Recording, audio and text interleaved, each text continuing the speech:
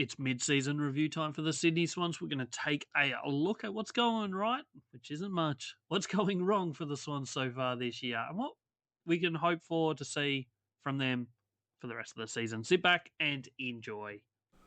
Welcome on in to another All Aussie Rules YouTube video. We've got the 2025 mid-season review coming your way for the Sydney Swans. As each team gets to the bye this season, we are doing a mid-season video reviewing how they're going so far this year, how the players are going this year, and what we can expect to see from them for the remainder of season 2025. So today is Sydney Swans. We're roughly halfway through the competition in terms of these mid-season reviews. So go check out the rest on the YouTube channel. There's plenty more coming your way over the next 2 or so weeks as well. So go check them all out. I hope you enjoy. Don't forget to check out the podcast as well. Make sure you hit that subscribe button and hit the like button if you enjoy this video. Sydney Swans 2025. What can we say about them? It's an interesting start to their season, no doubt.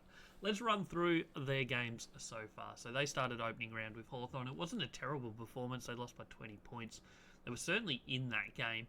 A couple mistakes in that last quarter probably cost them a chance at winning that one.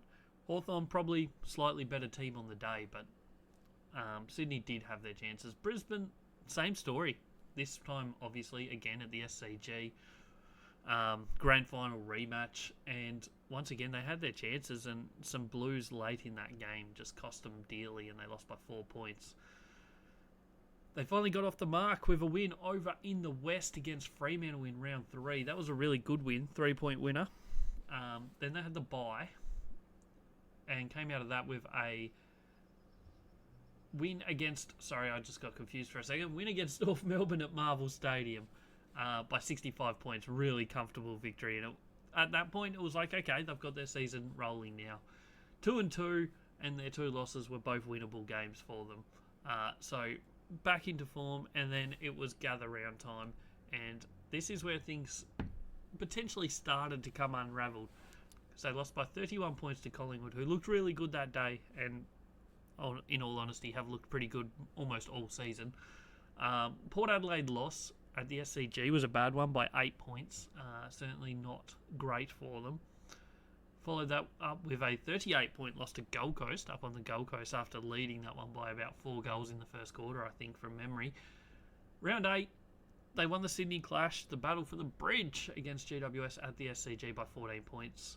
Essendon at Marvel Stadium, and they went down by 8 points. That's another disappointing loss for them. Carlton at the SCG, they managed to get over the line, though, by 16 points. Takes their SCG record to, we'll get to that in a second. Melbourne at the MCG, they got absolutely pummeled by 53 points. Absolutely destroyed.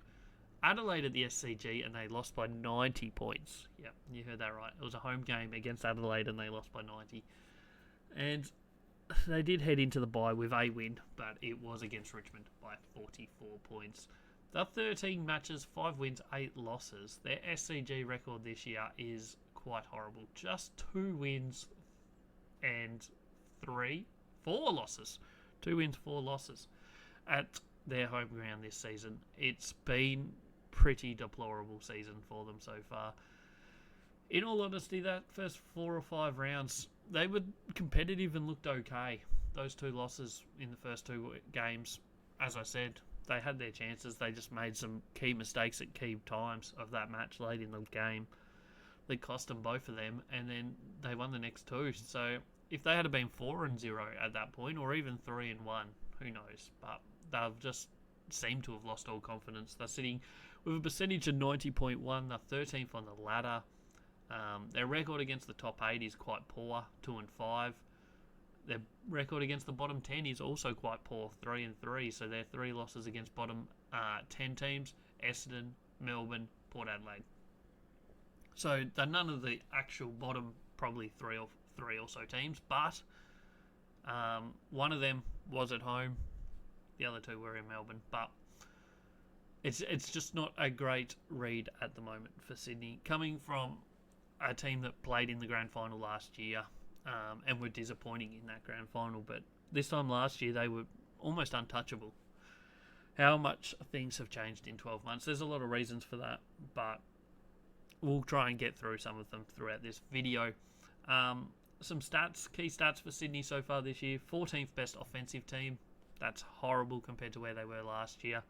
Defensively, it's a similar story. They're 11th this year. They were a lot better than that last year. Their kicking efficiency is 15th in the competition, so they're really not good by foot this year. They're really struggling with that side of the game. Inside 50s, they're not terrible at. They're the 7th most amount of inside 50s per game in the competition. And they convert that into the 9th most amount of shots.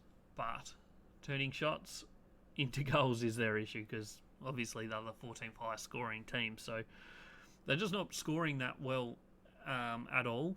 They're not transitioning the ball as well as they were last year. At times they do look okay, but they just can't consistently do it. And defensively, they're giving up too many points from their back line. So the opposition forward line, they're just giving up too much points. They're, I think, one of the bottom 4 teams in the AFL at giving up points from their defensive half. So that's one major area that they need to look at and need to work out what's going on. The other big issue is obviously, well, there's 2 injuries. Yes, they have had a lot of injuries. They're not the only team that's copped injuries, though, so you can use that excuse somewhat, but you can't use it all the way. And star players just not at the same level they were last year. If you look across the board, pretty much all their best players from last year have dropped off quite substantially. Not like to terrible standards, but they're certainly not anywhere near the level they were last year. Let's jump into the players category. We'll start in the back line with the key defenders. Explanation on all of these numbers and words and graphics so you can understand them a bit better. If you're new here at All Aussie Rules, we do a rating system every single game for every single player, and we put them in their positions, and that gives us the rating and the position ranking and stuff like that. Top 10% of every position in the competition is elite. 10 to 25% is top class. 25 to 40 is above average. 40% down to 60% is average, and then everyone below that is below average. And then anyone that hasn't played 5 or more games is unranked at the moment, but they will still have their rating there. So you can see roughly where they would sit in the order, in the pecking order, I guess, based on what they've done so far this season. This only takes into account this season's games, nothing else. And if you do play less than 50% of a match, that game does not count towards your overall rating. So they've had 3 main key defenders this season. Tom McCartan, he's played 13 matches. He rates as an average player, 30th best key defender. They don't have anyone starring in that key defence role so far this season. It's certainly an area where we'll get through the positions and then really delve into it. But yeah, there's no depth here in the key defender line at the moment. Lewis Milliken, he's played 7 games. He's in the below average category, 39th overall. Joel Hamling, 10 matches, below average again, 52nd. Jump into the general defenders.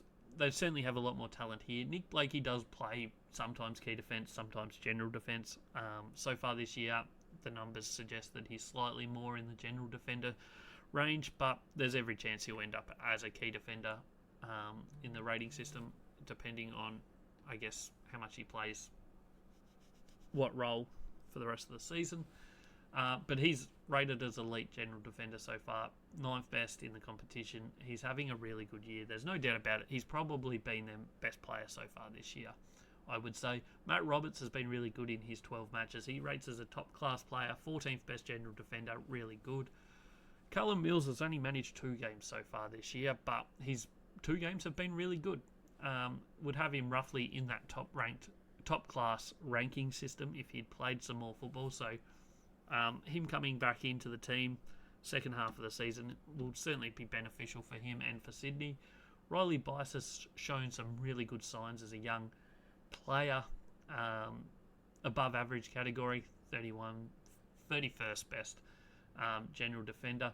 And Harry Cunningham only played the 1 game, so he's unranked at the moment. But there's 5 potential players that could be in that average, above average category for Sydney in the general defenders. So that is probably their strongest area of the ground. Dane Rampy, below average so far, 13th. He's more of a lockdown defender, does play some key defence at times as well. Sam Wicks, he's also in below average, 82nd best general defender. And Ben Patton's played 4 games. He would be their lowest rated general defender if he'd played one more game and had an actual ranking. Moving into the forward line, another area of issue for the Sydney Swans. Probably, in all honesty, their whole forward line this year. But yeah, key forwards we'll start with. Joel Amartey, 6 matches, rates as average, 28th best key forward. I feel like that's probably where he is and probably where he's going to get to. He has the potential to break games open. He kicked 9 in a game against Adelaide last year. But he just doesn't have that ability to consistently do that at the moment. He's kicked some clutch goals for them over the last 2 years, though. So, I mean, he's certainly a handy player, but he's probably more the person you want as a second key forward, more so than the number 1 key forward. Hayden McLean, similar sort of boat. 10 matches, similar sort of average. Plays okay at times. Doesn't break games open too often. Aaron Francis has played 6 games. He's in the below average category. Funnily enough, his best game was when he came on as a sub in the last quarter for, I can't even remember who that was against, but he played well under 50% game time that day, and that was probably his best performance of the year. General forwards is a similar story. Nobody in the above average or better categories. Their best so far this year is Braden Campbell, 44th best general forward in the competition. Really struggling. Will Hayward's dropped off a little bit so far this season as well. He's down to 50th best general forward, so he's only in the average category. Then you got a couple in the below average, which are Tom Hanley and Hayden Cleary, both below average. Tom Papley's only played the 3 games. He's injured at the moment, so he's unranked, but his rating from those couple games wasn't great. He's certainly someone that they are missing, though, because him and Hayward were then 1 and 2 general forwards last year, and they're not getting much output out of them so far this year. Obviously, Papley's injured. Corey Warner's played all 13 games, rated below average. He does play more of a defensive forward role quite a bit, but at the same time, he hasn't had a huge amount of impact on games so far this year. So there's not a lot to write home about in that forward line for Sydney this year, and that's probably a giant reason why they're 14th in offence so far this year. It was kind of an issue for them last year as well. If you go back and look at a lot of the numbers, I think they were saved many times by the amount of goals that they got from midfielders and also some running backmen as well. But mainly like Heaney, Goulden and Chad Warner, they were pretty much good for 5 goals between them pretty much every single week last year. So that did kind of cover a little bit of a gap, I guess, in the ability up forward. Maybe, I don't know, just spitballing here.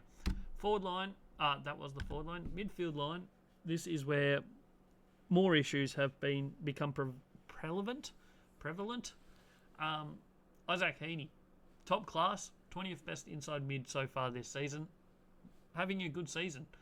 The problem is, last year he was elite. Last year he was, I think at this point, number 1 inside midfielder in the competition, and quite comfortably too. He was absolutely outstanding this time last year. We don't have that this year. So that is certainly an issue for him and for the Sydney team, is he's not going as well as he was last year.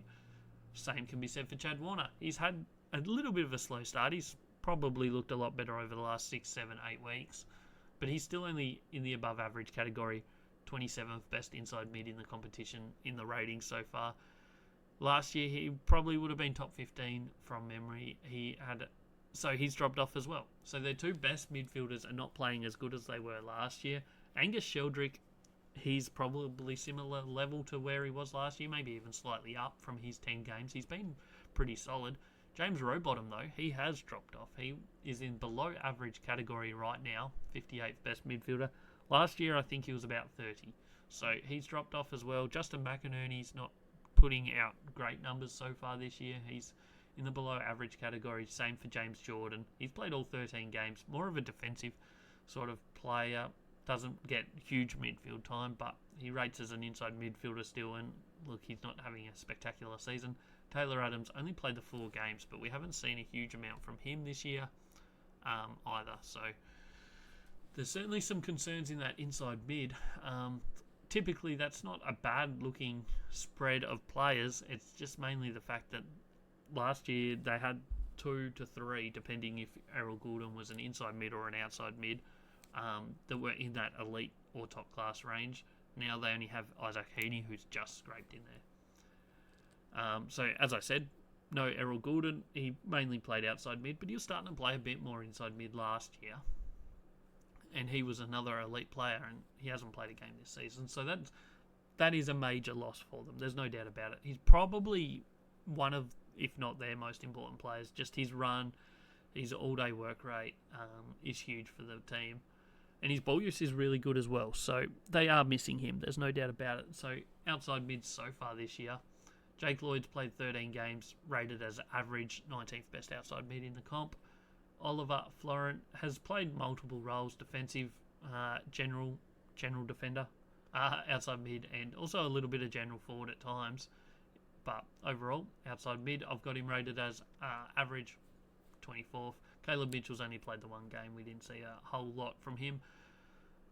Ruckman, this is an interesting one because Brodie Grundy started the season quite poorly. His first probably 6 weeks weren't fantastic, but his last 6 to 7 games have been fantastic. He's really, really playing good football at the moment.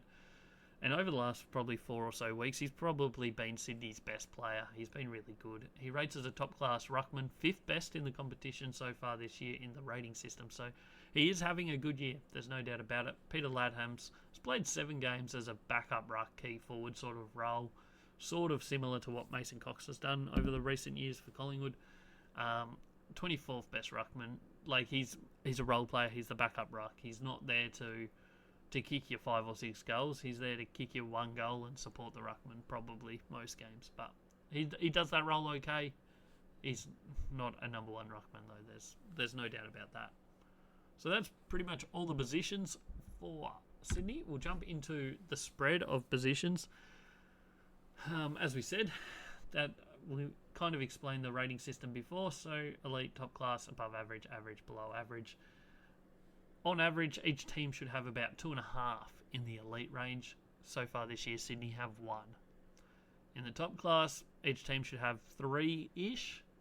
So Sydney are about there. And same with above average. So overall, from above average and above, you're really looking at probably at least 9, 8 or 9 minimum. Sydney are on 6. So they're certainly missing that top-end talent so far this year. Yes, Errol Goulden's not playing, so that's 1 missing. But they're missing the top-end talent. There's no doubt about it. But they're also missing just general across the ground. You look at it, rating average or above, they have 1 key defender. You probably need 2 in average or above.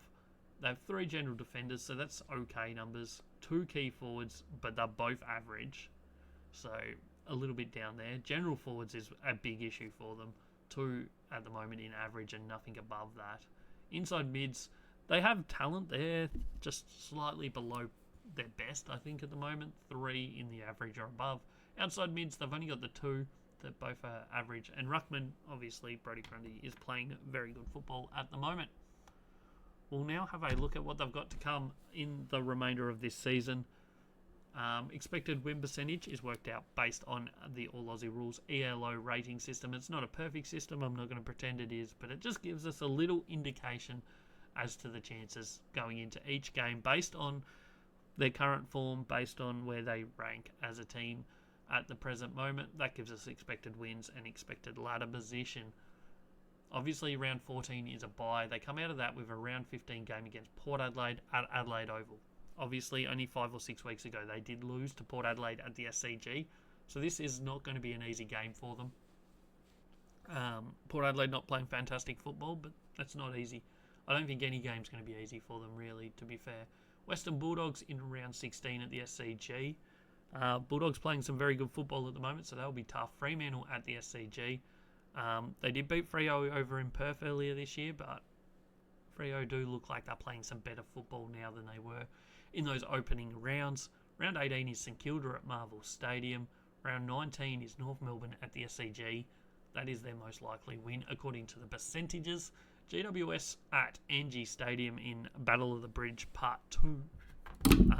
I would expect the Giants to fight back in that one and get that one back after losing the one earlier this year. Essendon at the SCG. Brisbane at the Gabba is going to be a tough one. Geelong at the SCG. And then they finish with West Coast over in the West. That rounds out their season, gives them an expected wins of 9.68, which would have them 14th on the ladder. You're pretty much going to need 13 wins to play finals this year. I just don't see a world where Sydney could get there from where they are now.